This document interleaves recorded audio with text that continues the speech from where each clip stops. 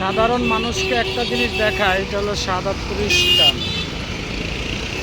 এখান দিয়ে প্রচুর মানুষ রাস্তা পারাপার করে, কিন্তু এখানে কোনো ফ্লাইওভার নেই।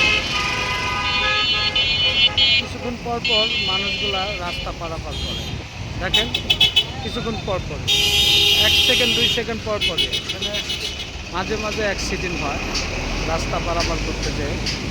কিন্তু সাদাতপুরের এই জায়গায় ফ্লাইওভার না দিয়ে ফ্লাইওভার দিয়েছে বাসতলায়, ওই যে দেখতে পাচ্ছেন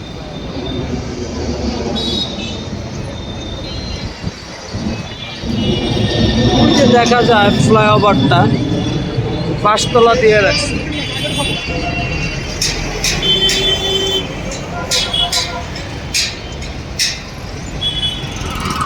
মানুষগুলা এই জায়গায় ফ্লাইওভারটা দিলে সবচেয়ে ভালো হতো।